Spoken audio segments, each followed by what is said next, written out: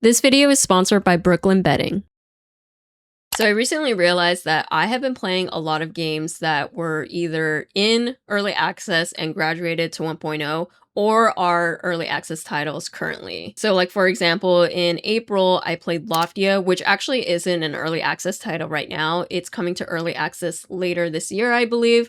But I played it earlier this year to participate in the closed beta and actually had a lot of fun with that, even though it was only for like a week or two. Loftia describes itself as like a cozy MMO inspired by games like Animal Crossing, Stardew Valley, and Minecraft. In May, we had Subnautica 2, which I was super excited to jump straight into early access for. Just thinking about having to wait a couple years for 1.0 was like too long for me, so I jumped straight into early access, got like 20 hours or so out of that game. In the same month, Paralyzed also launched into early access. Not gonna lie, I only played this game for like a little over an hour, and it was one of those games I bought because I think I saw a lot of the community hype around it because it's supposed to be one of those games that's like the Sims replacement. I felt like it was a little buggy, and also it shined a lot in like its designing aspects, like building houses and the furniture and stuff like that. But I think what I'm interested in when it comes to a game like The Sims is like the actual life sim aspect, and I felt like it was a little uninteresting there, so I only ended up playing it for an hour.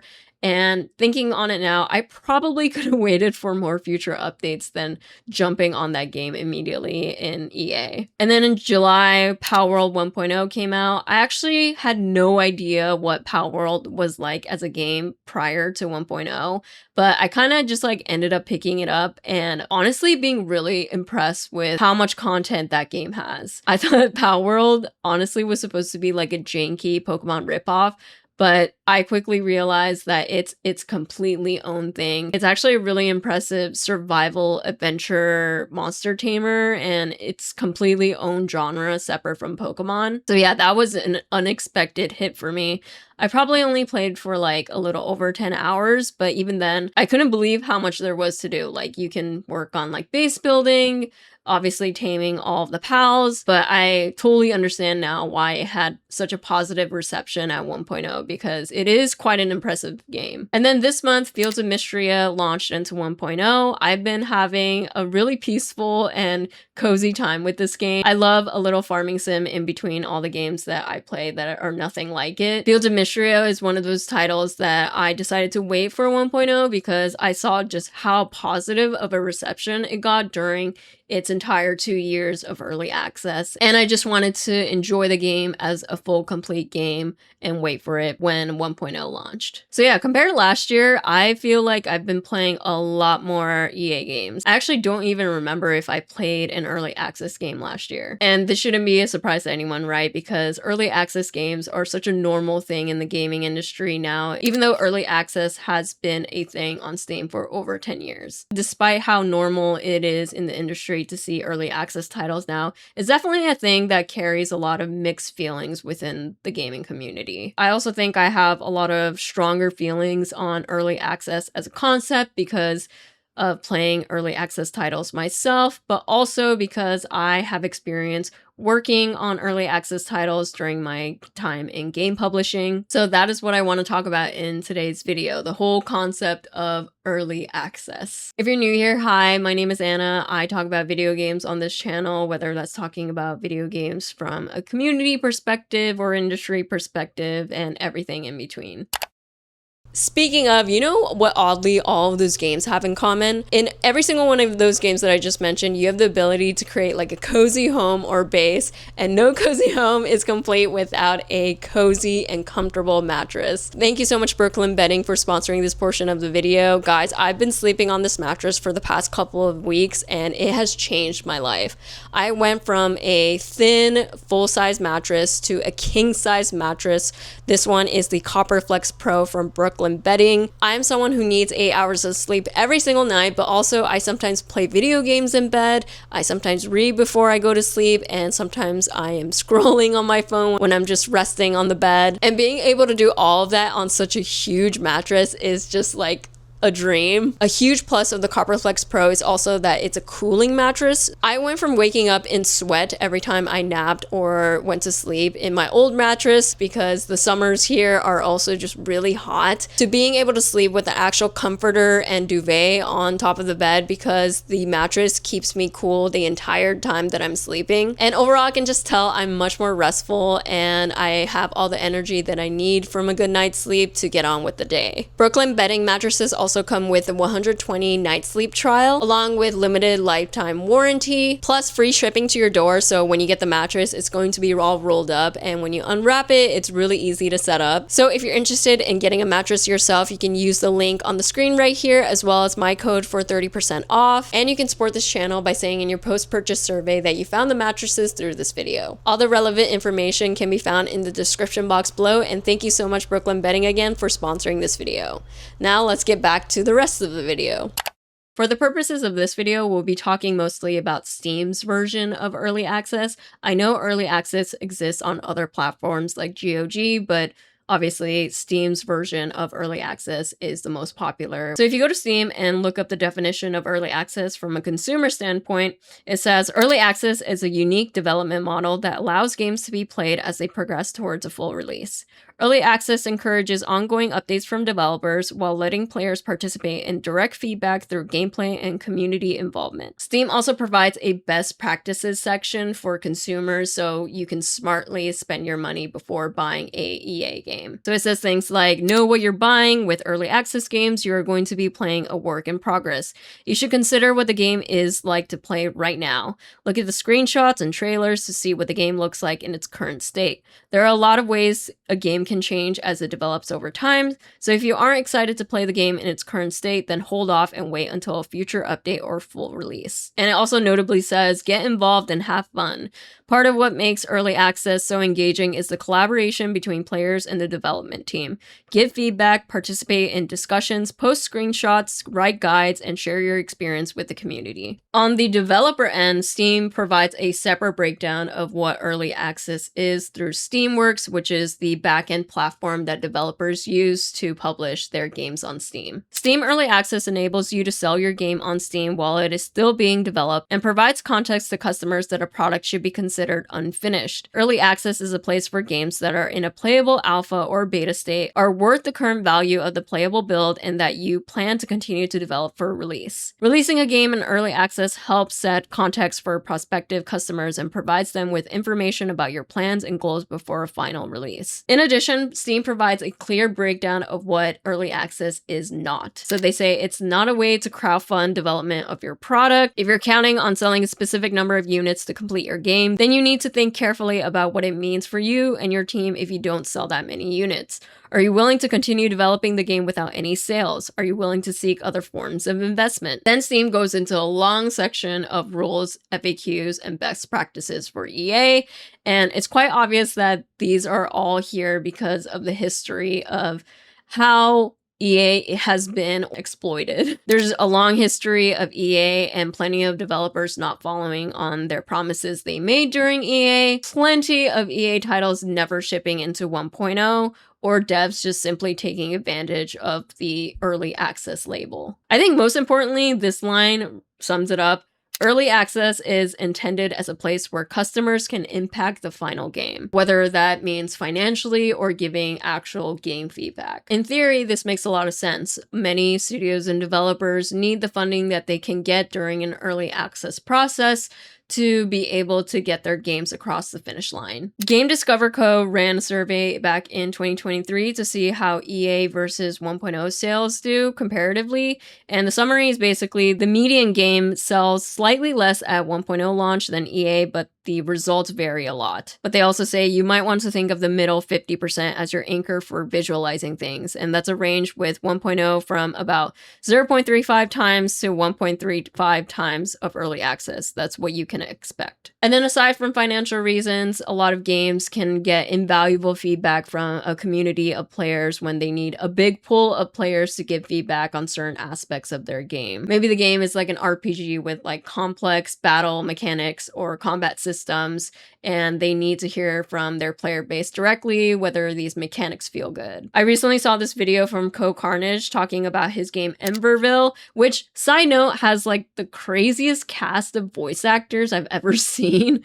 That's what initially caught my eye with this game. And he talks about how Emberville is going through EA because they need feedback on things like item drop rate and things like rarity, and just like refining the numbers behind these kind of mechanics. Okay, so all of that makes sense for EA on paper, but why is EA such a mixed bag? Well, first let's go through the reasons why someone might advocate for EA or say that it's not really a problem. Most obviously, you can play games early if you're like a big fan of the game. Subnautica 2 is a good example of a game for this for me. Like, I'm such a big fan of that franchise that of course I see value in being able to play it early because I'm just way too excited to play the sequel. You get to support devs early in the process and give actual feedback, and hopefully that feedback that you give actually makes it into the game. And if you don't want to buy a game in early access, you can simply just wait for 1.0, and it's not really hurting anyone to do that. And there's plenty of good games that follow through on the EA process and was very successful in executing it. I think Fields of Mystria is a good example of this. I didn't follow Fields of Mystria super closely during its EA timeline, but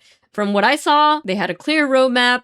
They had continuous updates. I think they had like 4 major updates or something. I pretty much saw only positive reception right when the game came out in EA leading up to 1.0. And it seemed like they were really able to take that 2 years of EA to their advantage. Now let's go through why people advocate against EA and would have mixed feelings about it. Most commonly, I think people say devs shouldn't feel comfortable selling unfinished games. And the label serves mostly as an excuse to sell an unfinished or buggy game, and for developers to pocket money more easily that way. There's also inherent risk of EA games never launching into 1.0 and the studio or developers failing to deliver on their promises. There is a big history of games that never launch into 1.0, and there's a million reasons for that, but even the biggest games that raise a lot of money never make it out of 1.0. Like Ashes of Creation earlier this year, they had a massive Kickstarter campaign that raised millions of dollars, but even then, the studio closed down, they had massive layoffs, and eventually the game was pulled from Steam, and the game shut down in early access only weeks after launching. So because of this long-running history of EA games never making it to 1.0, I think it's normal for people to feel burned or scammed. And I think there's people who would also argue that it's just becoming too normalized of a practice to launch in early access. And I think there are things about EA that just turns people off. Like, I can definitely see how people simply don't like to learn that a game exists in early access and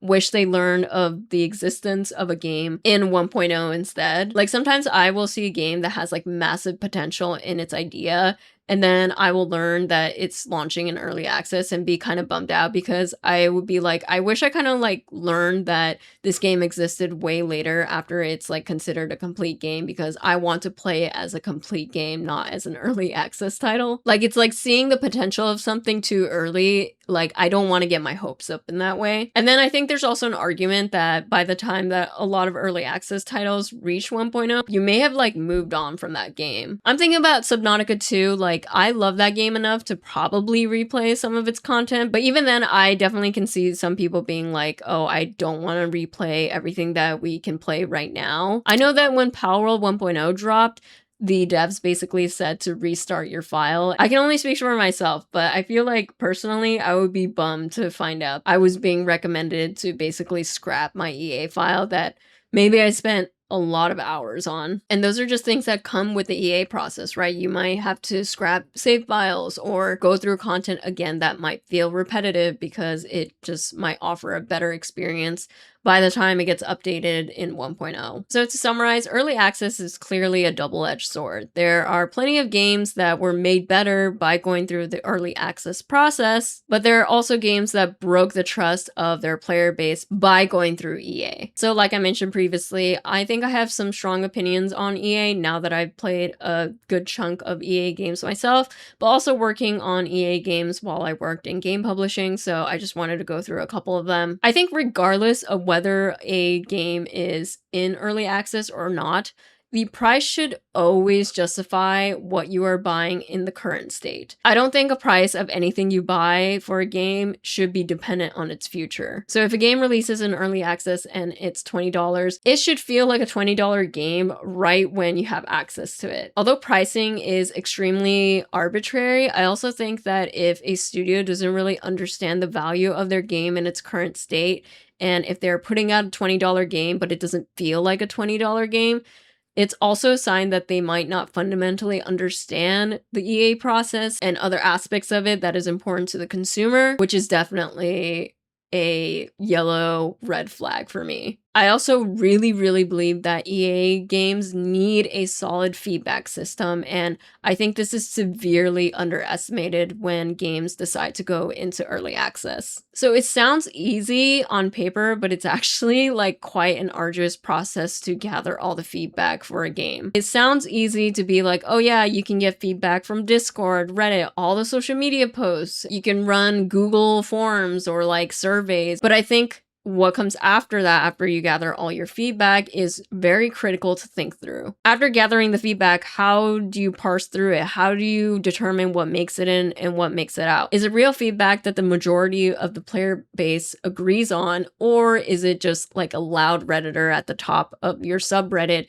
complaining about this certain aspect that doesn't actually carry a lot of weight? What do the game designers sign off on, and what do they say no to? Are there any biases that might prevent certain feedback from making it into the game, even though a majority of the community or team agrees on it? And then I also think that implementing said feedback is also severely underestimated. It's not just about like changing drop rate percentages or damage numbers, in my opinion. You could get feedback that could fundamentally change the game. And then you have to think through whether that feedback is worth implementing with the resources and time at hand. Subnautica is actually a perfect example of this. So I learned that Subnautica was originally not supposed to be a survival game with horror elements. It was originally supposed to be a relaxing type of sandboxy game where science was at the forefront. I read in this interview, in the beginning it was all about procedural generation of worlds, sub-building, and science, but we quickly realized some of those things weren't working well. We also could see where our players were having powerful emotional responses. Big creatures, scary environments, the deep dark blackness below them, etc. That made us drop the vague science elements and focus instead on the more emotional side of the game, which was absolutely invaluable. I also think that trust is everything in the EA process, which is why it is so important for communication and transparency to be an actual system for the team and to have a really good community manager or team. You can think of buying games normally as more of like a transaction between buyer and seller, but launching games in EA is kind of like a two-way street between player and developer, and it becomes much more of a group project with the way a two-way relationship is established. And I think it's easy to underestimate the fragility of this relationship, which makes the EA process quite delicate and in some ways harder than it seems than maybe launching a game normally. EA can be quite a high-risk operation if you don't have these systems in place, because not only do you risk the game that you're working on, you are risking your reputation on whether you can uphold promises, deliver on your timeline, and eventually make a fun game, with community feedback being all part of that process. I also think after playing a bunch of EA games myself, now I know that I think consumers should buy EA games that they know they will really like. I think being a part of a game's EA process can be just much more fun and exciting if you're willing to follow the updates, give player feedback, and be involved in its community. So for a game like Subnautica 2, again, I think that I'm willing to follow their Discord and be notified of all their announcements in the server and follow their Steam dev blogs. And I think that's definitely made me more willing to buy the game in EA, because I do find these updates to be exciting. Whereas a game like Paralives, I think that I quickly learned that because I didn't care too much to follow their updates or really read up on their roadmap, this should have been a 1.0 game for me. I kind of just like bought it on a whim, and I should have thought to myself, is this a game that I'm willing to follow updates on and be involved in its community? And finally, sometimes a game just isn't fun enough to launch into 1.0, and I don't think it's always due to malicious intentions. There are so many things that can happen in the development process, and in that process, developers can realize that, there might be fundamental problems with their game that abandoning them might make more sense for them in the long run. Ultimately, EA can make devs realize that their game isn't that fun and maybe they should start new. And this is just the reality of game development. If it were that easy to launch a game in EA, fix it, and eventually launch in 1.0, everybody would be doing it. And even if people might think of EA as like a cushion pad, it's still a really hard process to just in general make a good game. So to close this out, I think it's important to talk about things like early access because it's one of those things that's just becoming normalized and popular in the community, and it's here to stay. And because it's quite a mixed bag and there are bad apples and good apples when it comes to EA, it's just important to be educated on the whole concept of EA and understand where we're putting our money towards supporting. I just instantly thought of the GTA 6 trailer coming to Netflix later this month before YouTube when I said that, but that topic is obviously another can of worms to get into. But I'd love to know your guys' opinions on early access. How do you feel about it? Do you play early access games or do you avoid them completely? Are there any EA games you've been into or looking forward to? Leave your comments below. I love to read them as always, and thank you guys so much for watching this video. Bye!